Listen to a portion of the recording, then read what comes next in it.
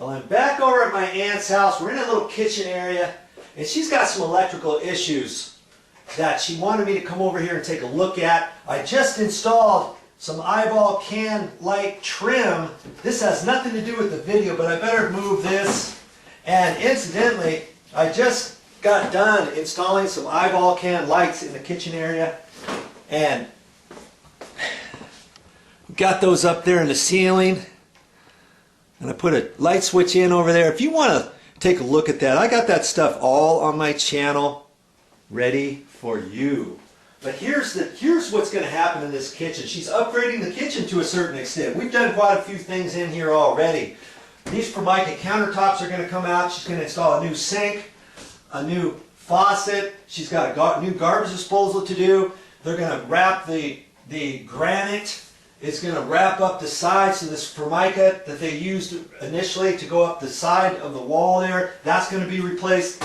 This Formica ledge right here in the window, that's going to be replaced. And then they've got a little bit of tile work here and that kind of stuff. Well, she started looking at this. We've already done some sheetrock repairs, and we textured the walls in the kitchen and painted and everything. And now she's starting to look at this with a fine-tooth comb. And had she known, and had I known, I could have made some recommendations with her, and you know what, it kind of slipped through the cracks. She looked at it later and decided, you know what, I need to do some things. And here's what she's concerned about. She's got an alarm system for the house right here. Then there's a telephone jack up here, and it's kind of an ugly old one. It's at least 30 years old. It comes down, the phone's plugged into that.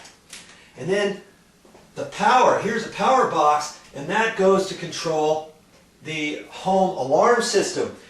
And incidentally, when she had that installed years ago, they asked her where she wanted it, and she said, oh, let's just put it in the kitchen. Well, normally they put those by the front door. Then you don't have it mucking up the kitchen area. Well, now all the wiring is done, and she's going to leave this here, okay?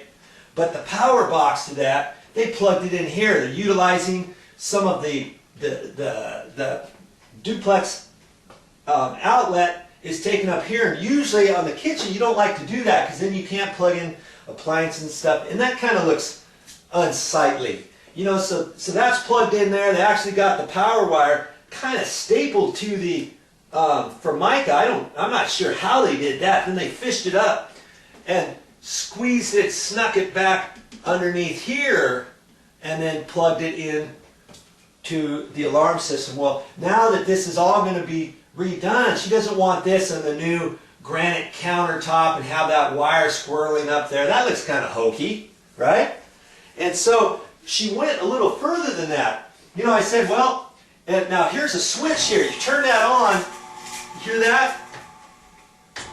That is for the garbage disposal. The garbage disposal is being replaced with a brand new one. And nowadays, they don't like you having your switch anywhere within this wet spot of the kitchen because you got wet hands. You could shock yourself or do something like that. Water could get inside your switch. You could get shocked if you touch this, and if you got metal screws on your cover plate, you could actually get shocked there too. Lots of times nowadays, they actually make you use plastic screws in anything within this wet spot or in the kitchen area, maybe even in the plug here, or if you got a light switch, wherever, you might have to put in plastic screws. And if you have that, you can go to this hardware store and they have little plastic screws for that. I'm getting kind of off track with that, with what I'm wanting to tell you, but here's my other thing.